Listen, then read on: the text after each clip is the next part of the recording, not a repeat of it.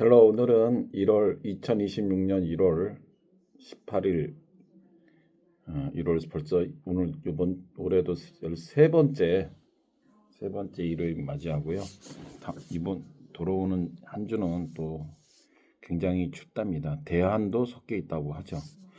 오늘은 신뢰라는 것에 대해서 나만의 명언, 뭐 굿세잉이라고도 하고 word to the wise라고 하죠. 그래서 좋거나 현명한 말을 명언이라고 하잖아요. 내 나름대로의 명언을 언제까지 할지 모르지만 하나씩 소개하고자 하는데, 오늘은 첫 번째로 신뢰할수록 적당한 견제가 필요하다. The more you trust, the more appropriate checks and balance need라고 하는 건데요. 신뢰할수록 적당한 견제가 필요하다는 말은 무슨 뜻으로 저는 얘기를 하자면은 우리가 크게 여러 가지, 영어서도 이제 여러 가지가 있는데 인간관계에서의 릴레이션십이 있죠. 그것은 가장 일반적으로 믿는다 할 때는요, 트러스트가 되겠고요. 종교적인 관점으로 할 때는 belief 또는 faith, 그래서 belief in God, 신을 믿는다고 할 때, 그럴 때 하고요. 그다음 뭐 어떤 확신이나 신념, 의견 같은 거를 강한 신념을 나타내는 conviction. 그래서 he spoke with conviction. 그러면 그는 강한 신념을 가지고 말을 했다. 또는 능력 판단에 대한 믿음을 해서 confidence. 그래서 I have confidence in her leadership. 그래서 나는 그녀의 리더십, 지도력을 믿는다, 확신한다, 뭐 이렇게 하는데요. 대개는 우리가 신뢰한다고 할 때에는 신에 대한 믿음이 아니라 인간관계, 트러스트에 대한 얘기죠. 그래서 우리가 이 인간관계의 신뢰를 보면은 인간관계성에서도 좀 아가페적인 게 있고 에로스적인 게 있습니다.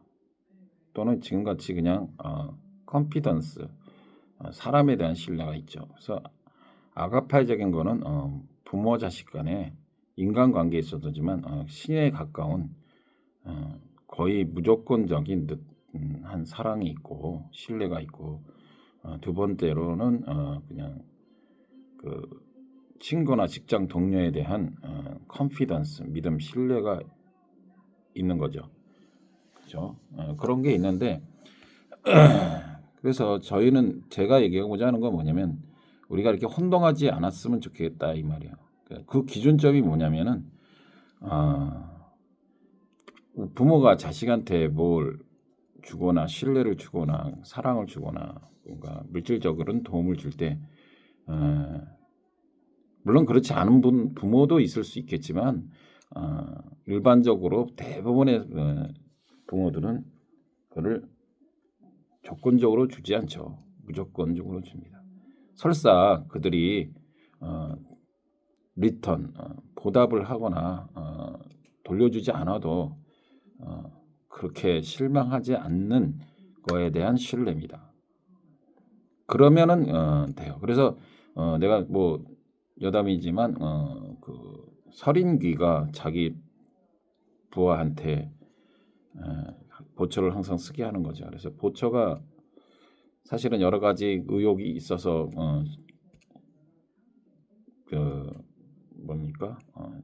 서린귀에게 얘기하면, 당신은 뭐 나를 이렇게 경호를 서게 하고 당신의 생명을 지키게 하는데 무엇 때문에 나를 이렇게 신뢰를 하냐 했을 때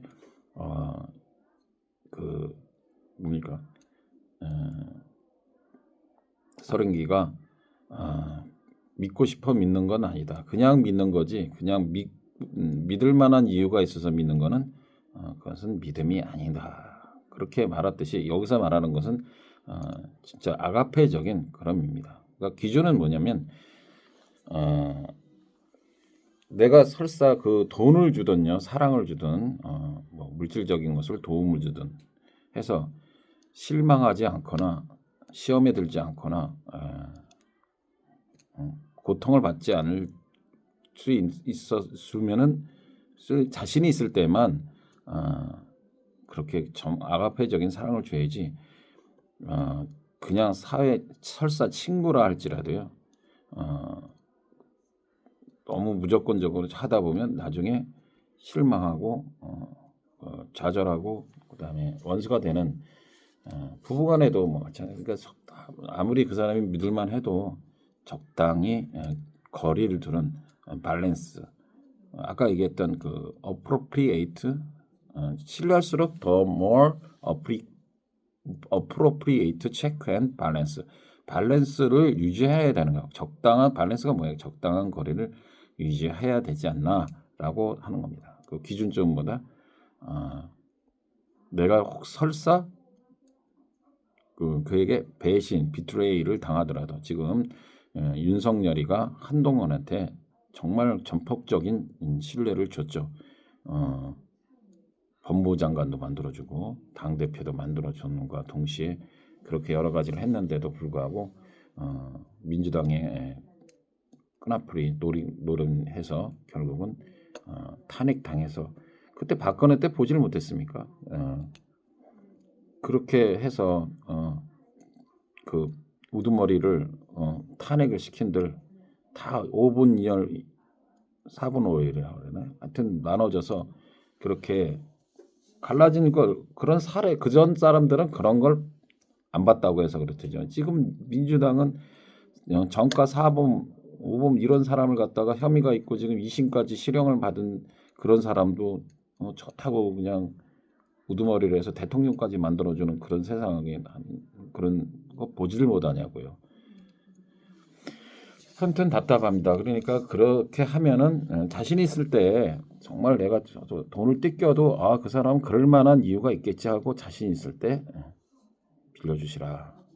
그런 말을 드리면서 요즘에 또 핫한 사회적 국제적 분쟁에 대해서 문제에 대해서 하나 다룰 건데 그게 바로 뭐예요? 요즘 제일 이슈가 그린란드 분쟁이죠. 이 그린란드 분쟁은요 하나의 전쟁이나 권력 분쟁이라기보다는 주권 자치, 안보가 얽힌 복합적인 지정학적 이슈를 말한다 이건데요. 국경 분쟁이라 할 때는요 국경 분쟁은 디스피튜드죠.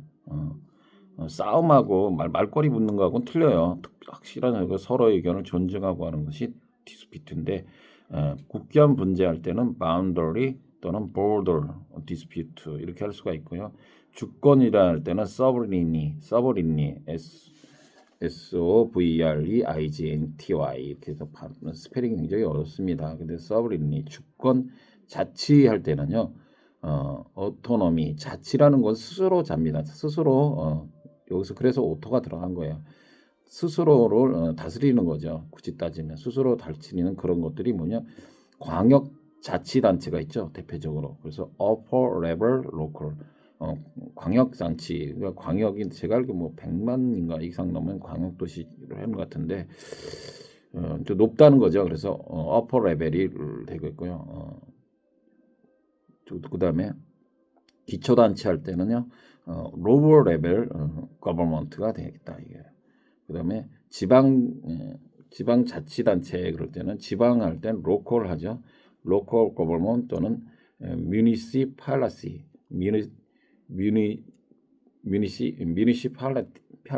이렇게 표현할 수가 있다는 겁니다. 아무튼 지금 이거는 전쟁이나 권력 분쟁이 아니고 지정학적 복합적인데 어떤 게 얽혀 있다 그럴 때는요 또 얽혀 있다는 크게 두 가지가 나눠지죠. 뭐가 있어요? 줄등 같은 게 줄들이 이렇게 막 실타래가 얽혀 있는 거를 할 때가 있고 사고들이 막 얽혀 뒤집박죽 얽혀 있는 것들이 있죠. 그래서 줄들이 얽혀 있다는 때는 get tangled 또는 become entangled 이렇게 할 수가 있고요. 사건이나 사정 등이 얽혀 있는 것은 involved in, get entangled 이렇게 할 수가 있는데 여기서 지정학적 이슈를 말할 때는 이런 것도 쓰인다는 거죠. intertwined with 뭐뭐 하는데 끼어. 그래서 intertwined with 이렇게 할 수가 있고 복합적이라 할 때는요. 컴플렉스 지금 같은 그린란드의 분쟁인 여러 가지 복합적이다 할 때는 컴플렉스가 되겠다 이 말입니다. 그래서 그린란드의 분쟁을 크게 여러 가지 몇 가지로 나눠보면 처음으로 첫째로요 지위와 주권 문제가 있는데요. 지위 아시죠? 그래서 스테러스 and sovereignty 지위와 주권 문제가 있습니다. 이 그린란드를 일단 보면은요 현재 덴마크 왕국의 자치령으로 돼 있다는 거죠. 그래서 territory of the king of Danish 이렇게 되었고요. 그린란드의 그 위치를 지정학적 위치 보면 지정학이라 할 때는 geopolitics 이렇게 되죠. 북아메리카 북동부의 세계의 최대 섬으로요. 최대 크다는 거죠. 북아메리카 북동부의 세계 최대 섬으로 덴마크 왕국의 구성국이자 자치령이며 수도는 누크라고 하는 것이고요. 기원전 2500년 무렵부터 사람이 거주하고 했고요. 이누아트가 정착을 했다는 거죠. 그래서 정착해서 살았다는 것은 settled가 되겠고요. 거주하다 할 때는요. 레지드가 되겠고요. 레지던스 이렇게 된 거 있잖아요. 그다음에 dwell 뭐뭐에 살다 뭐뭐에 거주하다 dwell 있고 동물들의 서식지 할 때는요. inhabit 이렇게 할 수가 있다는 거죠. 그러니까 2,500년 전부터 이누이트라는 부족이 살았다는 거고요. 1721년 함스 에게데 일행이 탐험을 했고 익스플로러를 했고요. 덴마크 군대가 고트호프 요새를 건설하여 덴마크령이 되었다는 거죠. 1721년이니까 한 250년 전 이 정도 되나 봐요.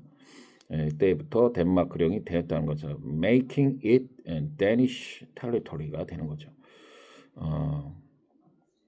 요새 할 때는 포트레스라고 하죠. 1953년 덴마크의 한 주로 승격되었다. 프로모트 됐다는 거죠. 승격되었고 1979년 자치구로 획득을 하였다. 뭘 획득하다 할 때는 acquired죠. acquired as unautonomous가 autonomous가 되겠고요. 이 지금 분쟁이 되는 이유 중에 하나가 또 보면은요. 정치 권한 면에서 보면은요. 덴마크의 속령이므로 국방이나 외교 사안 등 권리는 덴마크에 있지만은요. 지하 underground resource 사용과 사법 경찰 입법권은 독립적으로 행사하고 있다는 겁니다. 특히 자원 이런 것들은 독립적으로 행사한다는 거예요. 아무리 덴마크령으로 돼 있다 그래서 judicial policy exercise independently 그래서 독립적으로 exercise니 수행을 하는 상황이 돼 있고요. 국제 관계를 보면요. 냉전 시대 더 Cold War죠. 미국은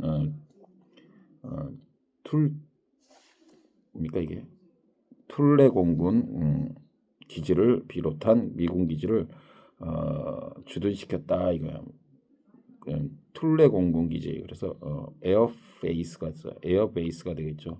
무엇을 주둔시키다 할 때는요. Stations U.S. in military bases 이렇게 되겠죠. 국제 관계에서 미국이 이미 거기다 군사 기지를 주둔시키고 있고요.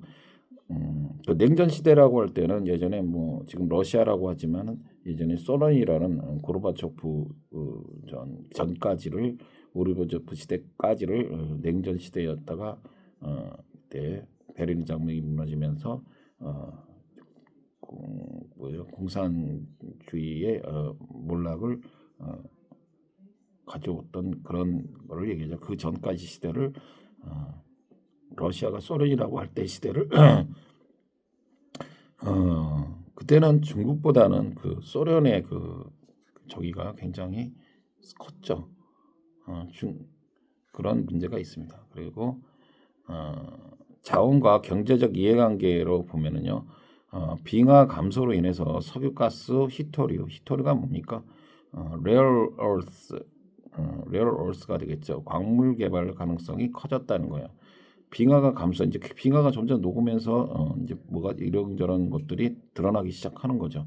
시추를 할 수도 있고 할 수 있고 가능성이 높아진다는 거죠. 그다음 미너럴과 광물이라는 건 미너럴이죠.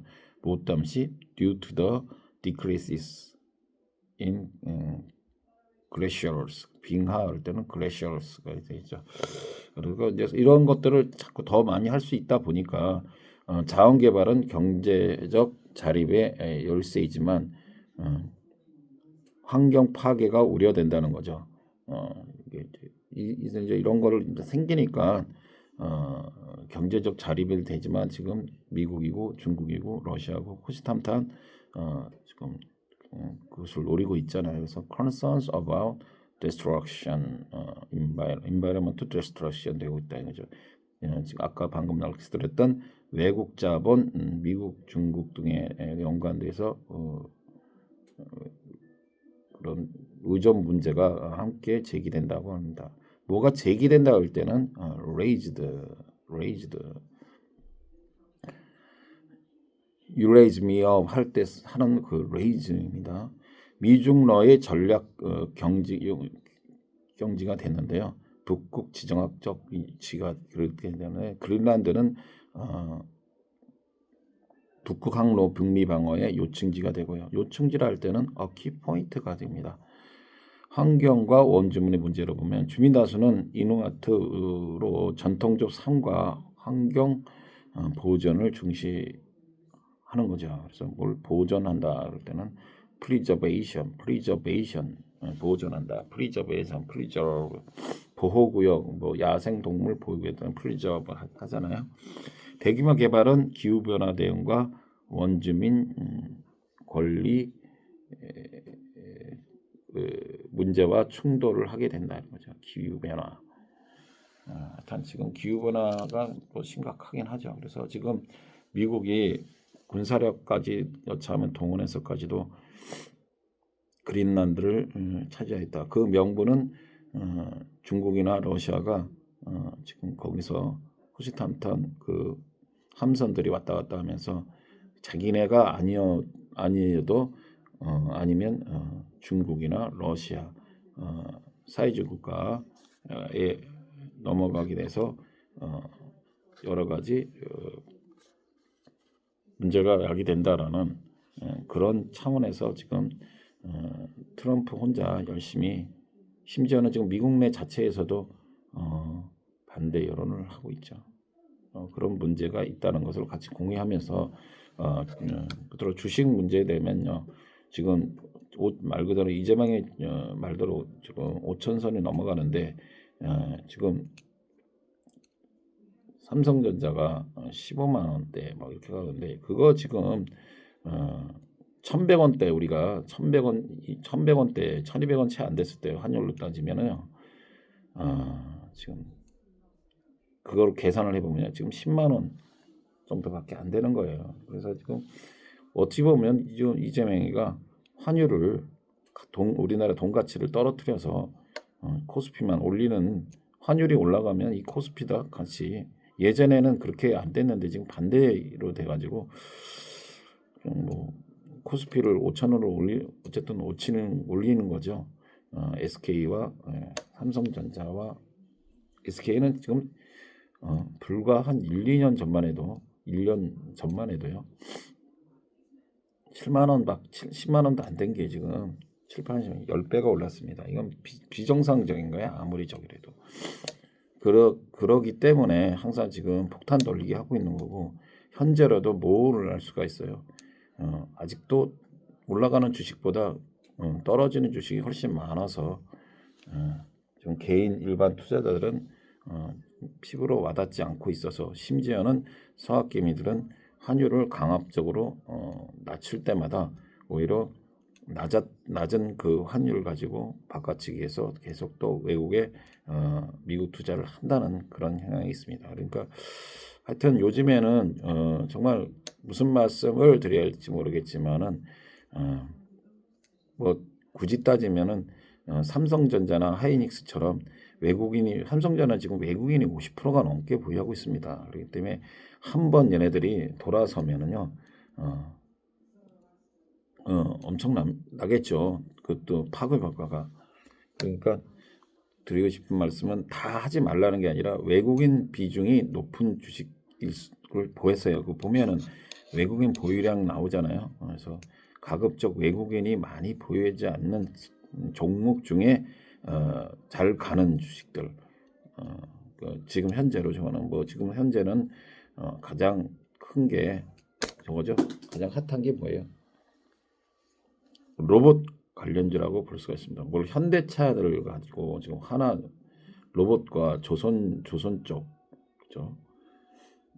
저는 반도체는 그렇게 계속 우려를 갖고 있기 때문에 이거 굳이 따지면 방산 쪽, 디펜스 관련돼서 여러분들이 되게 가능하면 그 외국인이 많이 보유하지 않은 종목 우선으로 지금 전에 제가 말씀드렸지만 현대오토에버 같은 것도 많이 올랐죠. 말씀드렸지만 그리고 그 방산 쪽도요.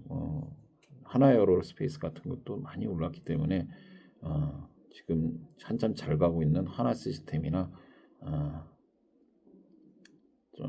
또 뭡니까 방산 쪽은 그 현대로텐 쪽으로 아직 조금 들어오는 그런 쪽으로 좀 보시고 요즘 조선주도 괜찮잖아요. 조선주의 탑은 누가 뭐래도 HD 현대중공업이 되겠고 그다음에 하나오션, 삼성중공업도 지금 피치를 달리고 있죠. 그들 중에서 이렇게 외국인 보유가 적은 그 소낙비는 피해가야 되지 않겠습니다. 그런 관계로 조심해서 투자하시면 승리 투자가 되겠다. 이 어려운 난국에도 승리 투자할 수 있겠다라고 말씀을 드립니다. 남은 시간 복된 주일이 되세요. See you later.